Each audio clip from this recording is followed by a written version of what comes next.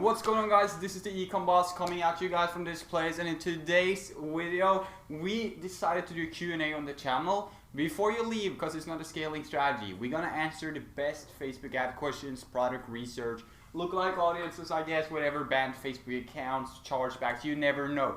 This Q&A, I can already tell it's gonna be super good. So you struggle with anything, as I told you guys to send me a message on Instagram. You have any struggles, I mean, most of these people that you will hear in this Q&A probably have the same problem as you guys. So before we get started, go down, drop a like on this video, make sure you subscribe, because we do drop a lot of powerful content. And without further ado, let's just get into the first question. Last video is free 30-minute consulting call. Giveaway winner is Bob Micros. You can message me, my Instagram will be here. Me and John still 2 spots left in the coaching. You want to be serious, you want to be serious with your money, your life, everything in general. You just want to change your life, you can DM us on Instagram here again. And without further ado, here comes the first question. The first question is for a beginner. Can we sell with Facebook ads with only $200? Of course you can do that, but I highly recommend to absolutely not do it. Save it up, get 500, and I'm not going to talk more about that question. I'm just going to make it simple for you guys. No, you should not do that. Neither should you do influencers. You should just save more. The next question is, how many products did you test before you found a winner? And I obviously cannot count how many products I tested before I found a winner,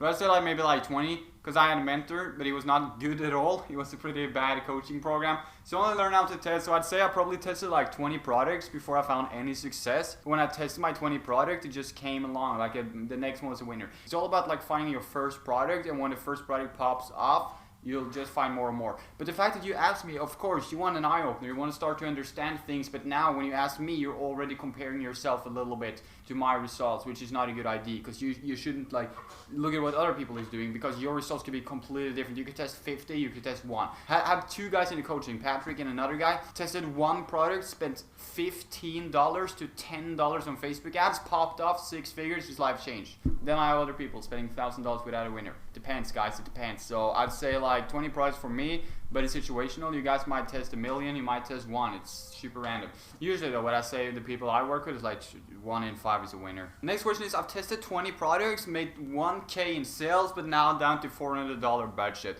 Why can't I find a winner? I don't know what products you're testing. But what I would do, if you follow the Ecom boss strategy, you know what I'm doing when I'm testing products and stuff, I would always blame it on the product. This is the magic trick of having a good Facebook ad strategy. If my product flops, I'm confident in my skill. I know that I can run Facebook ads. I'm a beast at Facebook ads. So every time my product flops, I'll just blame it on the product, not the ads, not the creatives or anything. The product was bad, it didn't work. You have to develop this thing over here. You guys see it? That's the eye for the product. You got to develop that thing if you want to succeed. So know what you're looking for. If you don't get your product research game right, nothing will work. You can't just take a random product. Some people say like, winning products doesn't exist. Just run Facebook ads like this. No. Of course, you can make a product win. You can make a shoe win, an ugly shoe.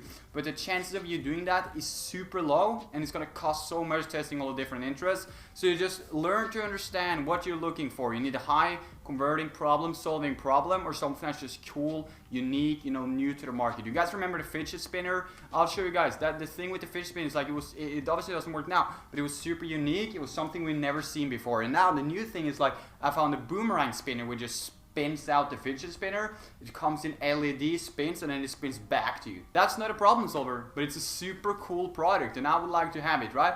And then you could aim for problem solvers, but just know what you're looking for. And if you don't get your product research game right, man, you're never going to make this work. I highly recommend getting a coach. I'm just going to be honest. That's like sort of the only way to go now. Next question is, when is the next consulting call giveaway? It's right now. I announced it already. The guy who won the call is Bob Micros. You can message me on Instagram here again. Thoughts on print on demand? I think it's like a perfect way to get like 8-9 figures, but I'm not experienced with it and I've never done it. Should you do it? Not if you never had a winning product before. When you had a winner, you can try print on demand, but don't try print on demand unless you have a lot of money. You need a good budget. Unless you're super lucky, print on demand is a money-based game. You got to know how to run ads. You got to have a big budget. If you never found a winner before, I highly recommend just don't doing print on demand for now. But of course, it's awesome. I get nothing against print on demand. It's a cool thing. You got to know what you're doing if you're going to run something like that. What's the profit margin on the stores? For me, it's like 50 to 60. Same with the people I coach. Next one question is, should we sell all the winning products? Trying to make it all trend alive again. And I would say that's a good idea, but then it's got to be old. Like I'm talking like 5 years. You don't just take like last year's product and try it again. So yeah, I'll say like yes or no. That's a perfect thing to do, but I probably don't recommend it unless it's like super old product. Your biggest mistakes on your journey. Comparing myself to others. I still struggle with that today. Yeah, you guys might thought like Facebook ads, testing products, scaling. No, it was comparing myself to others. Really, it just destroys everything you guys are trying to do. Also, of course, learning how to scale was kind of difficult, but I never had any big problems. I just like, it just took a lot of time, but it was not filled with problems. It was just super tedious. Next question is, do you love me? That's, yeah, I do that.